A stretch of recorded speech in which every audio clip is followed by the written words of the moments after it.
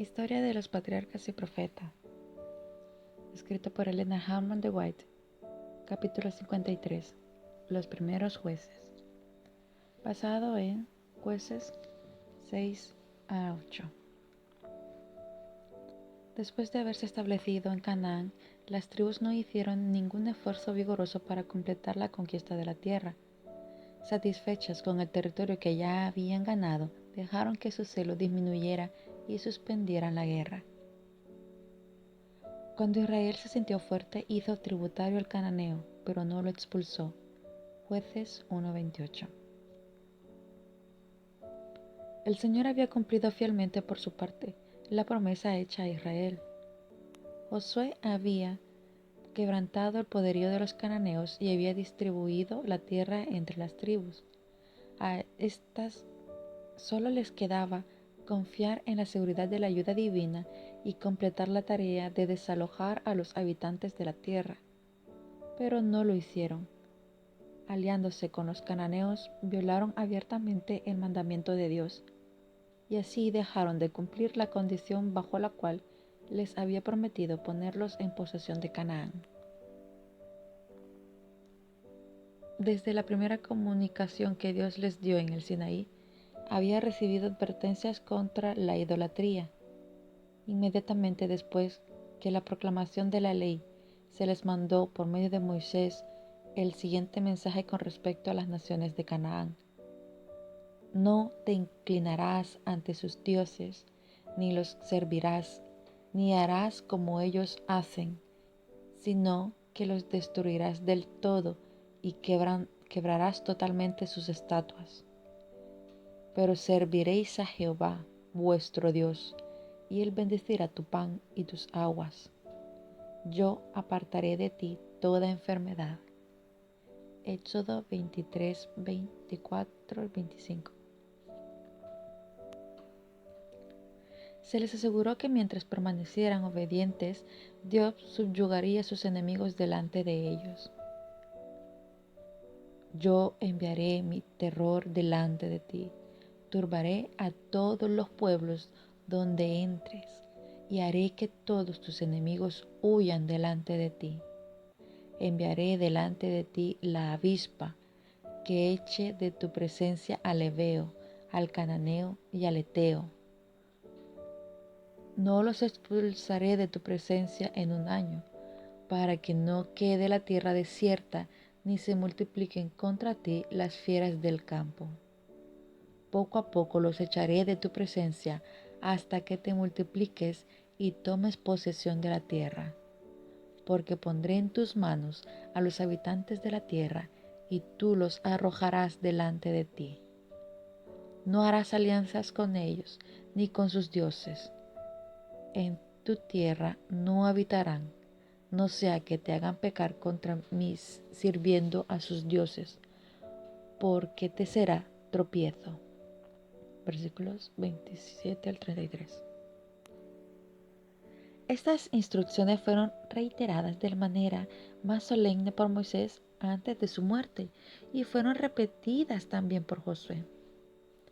Dios había puesto a su pueblo en Canaán como un poderoso vallador para contener la ola de la inmoralidad, a fin de que no inundara al mundo. Si Israel le era fiel, Dios quería que fuera de conquista en conquista. Entregaría en sus manos naciones aún más grandes y más poderosas que las de los cananeos. Les prometió: porque si guardáis cuidadosamente todos estos mandamientos que yo os prescribo, Jehová también echará de vuestra presencia a todas estas naciones y desposeeréis a naciones grandes y más poderosas que vosotros. Todo lugar que pise la planta de vuestro pie será vuestro, desde el desierto hasta el Líbano, desde el río Éufrates hasta el mar occidental será vuestro territorio. Nadie se sostendrá delante de vosotros. Miedo y temor de vosotros pondrá Jehová, vuestro Dios, sobre toda la tierra que piséis, como Él os ha dicho. Deuteronomio 11, versículos 22 al 25. Pero despreciando su elevado destino, escogieron el camino del ocio y la complacencia. Dejaron pasar la oportunidad de completar la conquista de la tierra y por consiguiente, durante muchas generaciones, fueron afligidos y molestados por un residuo de estos idólatras, que fue, según lo predijera el profeta, como aguijones en sus ojos y por espinas en sus costados. Números 33-55. Los israelitas se mezclaron con las naciones y aprendieron sus obras. Se aliaron en matrimonio con los cananeos y la idolatría se difundió como una plaga por todos los ámbitos de la tierra. Sirvieron a sus ídolos, los cuales fueron causa de su ruina. Sacrificaron sus hijos y sus hijas a los demonios, y la tierra fue contaminada con sangre. Se encendió, por tanto, el furor de Jehová contra su pueblo, y abominó su heredad. Salmos 106, 34, 38 y 40. Mientras no se extinguió la generación que había recibido instrucción de Josué, la idolatría hizo poco progreso, pero los padres habían preparado el terreno para la apostasía de sus hijos.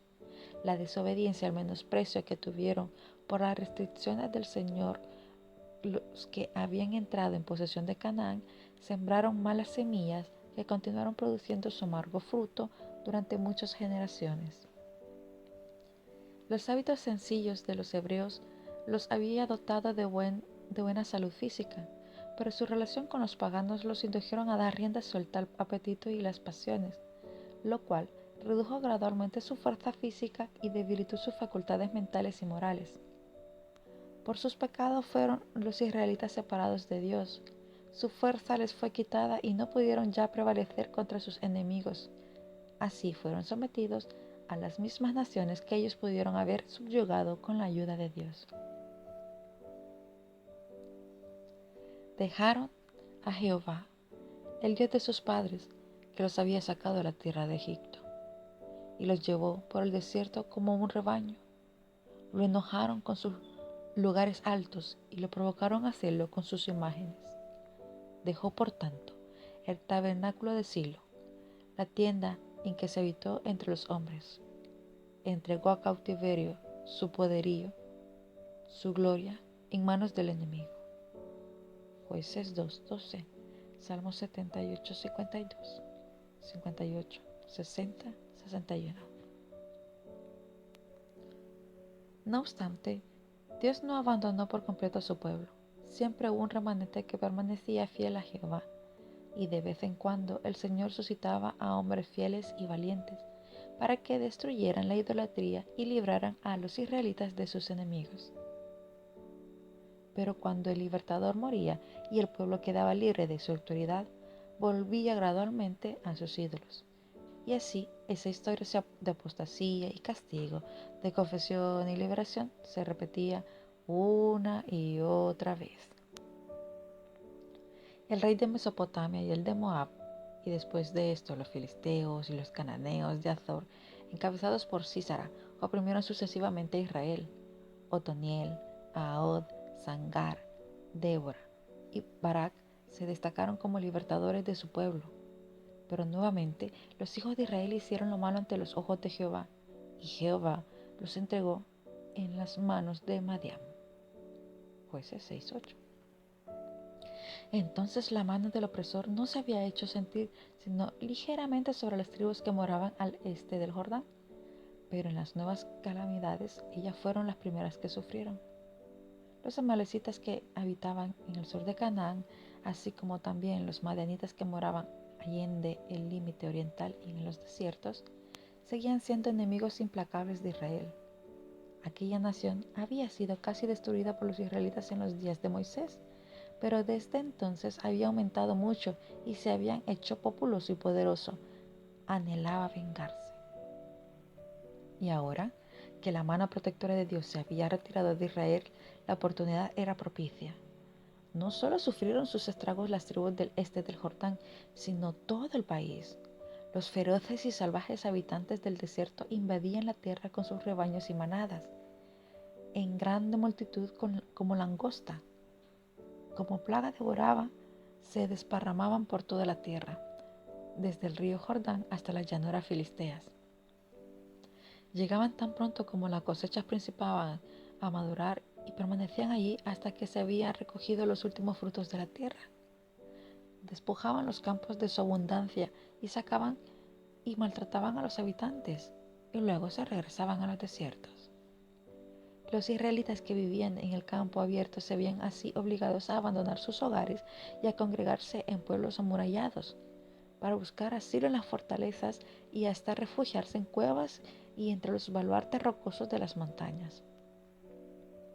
Durante 7 años continuó esta opresión y entonces, como el pueblo en su angustia prestó oído a los reproches del Señor y confesó sus pecados, Dios nuevamente suscitó un hombre que le ayudara. Era Gedeón, hijo de Joás, de la tribu de Manasés. La rama a la cual pertenecía esta familia no desempeñaba ningún cargo destacado, pero la casa de Joás se distinguía por su valor y su integridad. Se dice de sus valientes hijos, cada uno semejaba a los hijos de un rey.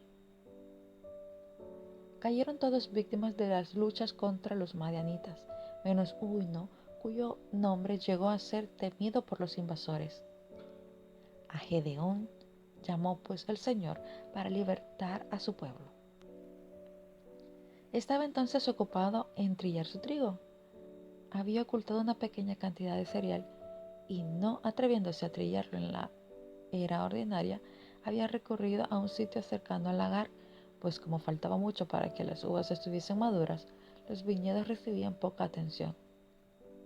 Mientras Gedeón trabajaba en secreto y en silencio, pensaba con tristeza en las condiciones de Israel y consideraba cómo se podría hacer para sacudir el yugo del opresor de su pueblo. De repente, se le apareció el ángel de Jehová y le dirigió estas palabras: Jehová está contigo, hombre esforzado. Ah, Señor mío, fue su respuesta. Si Jehová está con nosotros, ¿por qué nos ha sobrevenido todo esto? ¿Dónde están todas esas maravillas que nuestros padres nos han contado diciendo, no nos sacó Jehová de Egipto, y ahora Jehová nos ha desamparado y nos ha entregado en manos de los madianitas? El mensajero celestial le respondió: Ve con esta tu fuerza y salvarás a Israel de la mano de los madianitas. ¿No te envío yo? Gedeón deseaba alguna señal de que el que ahora le hablaba era el ángel del pacto, el cual en el pasado había obrado en favor de Israel. Los ángeles del Señor que conversaron con Abraham se habían detenido una vez para gozar de su hospitalidad, y Gedeón rogó al mensajero divino que permaneciese con él como huésped.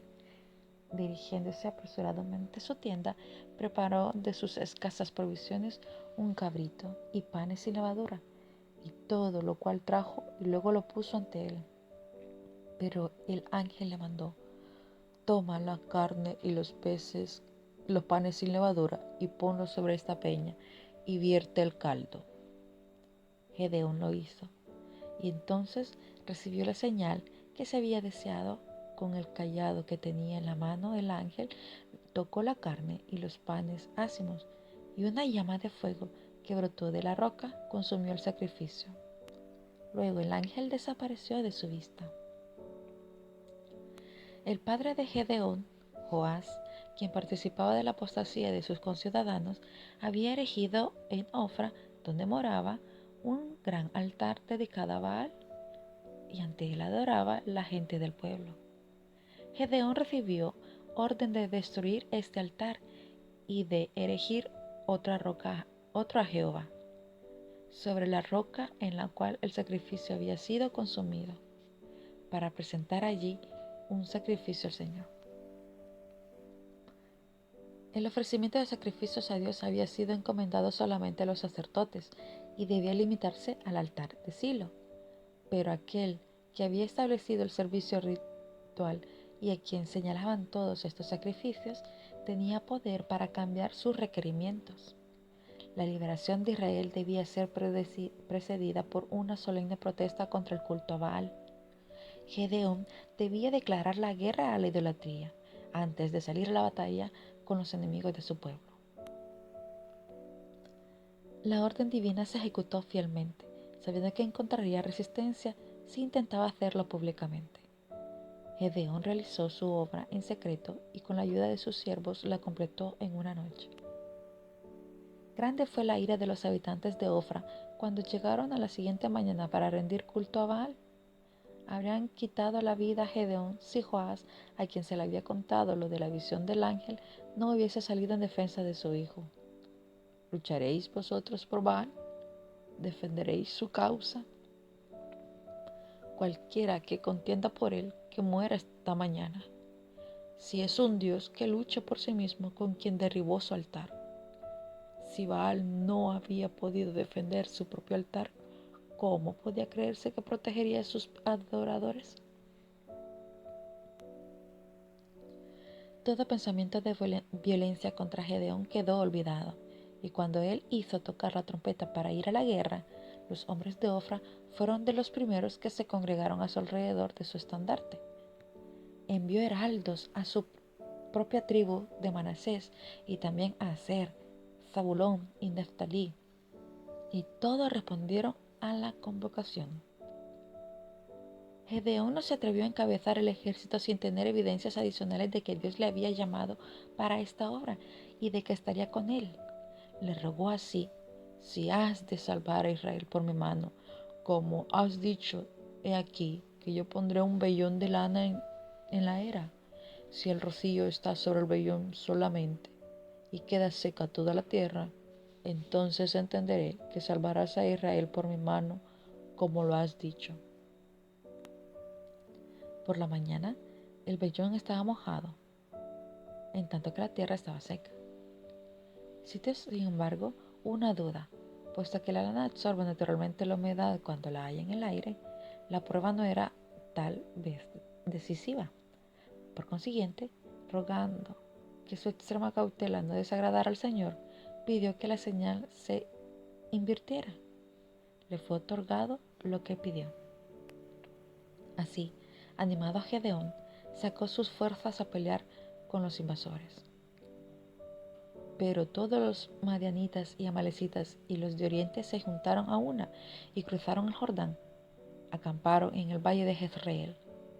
La huesta que iba al mando de Gedeón no pasaba de 32,000 hombres.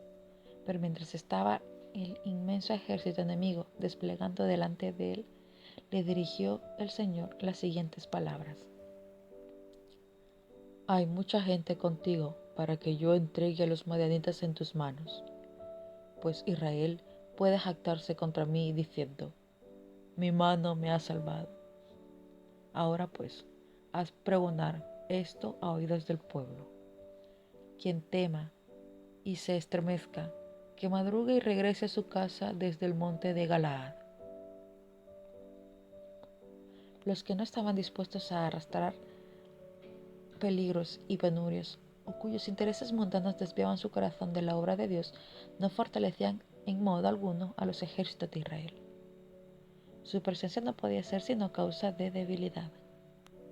Se había hecho la ley en Israel que antes de que el ejército saliera a la batalla, hacerle la siguiente proclamación: luego hablarán los oficiales al pueblo y dirán: quien ha edificado una casa nueva y no la ha estrenado, que se vaya y vuelva a su casa, no sea que muera en la batalla y algún otro la estrene.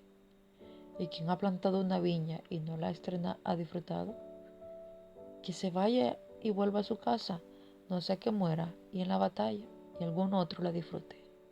Y quien se ha desposado con una mujer y no la ha tomado, que se vaya y vuelva a su casa, no sea que muera en la batalla y algún otro la tome. Y además los oficiales debían decir al pueblo: ¿quién es hombre medroso y pusilánime? Que se vaya y vuelva a su casa, para que no ponga el corazón de los hermanos como ocurre con el corazón suyo. Deuteronomios 20, 5 al 8. Debido a que el número de sus soldados era muy pequeño en comparación con los del enemigo, Gedeón se había abstenido de hacer la proclamación de costumbre. se llenó de asombro al oír que su ejército era demasiado grande, pero el Señor veía el orgullo y la incredulidad que había en el corazón de su pueblo. Incitado por las conmovedoras exhortaciones de Gedeón, se había alistado de buena gana, pero muchos se llenaron de temor al ver las múltiples multitudes de los madianitas. No obstante, si Israel hubiera triunfado, aquellos mismos miedosos se habrían atribuido la gloria en vez de adjudicarla la victoria a Dios. Gedeón obedeció las instrucciones del Señor y con el corazón oprimido vio marcharse para sus hogares a 22,000 hombres, o sea, más de dos terceras partes de su ejército. Nuevamente oyó la voz de Dios decirle: aún son demasiados, llévalos a beber agua, y allí los pondré a prueba. Del que yo te diga, váyase este contigo, irá contigo. Pero del que quiera que yo te diga que este no va contigo, el tal no irá. El pueblo, esperando atacar inmediatamente al enemigo, fue conducido a la orilla del agua.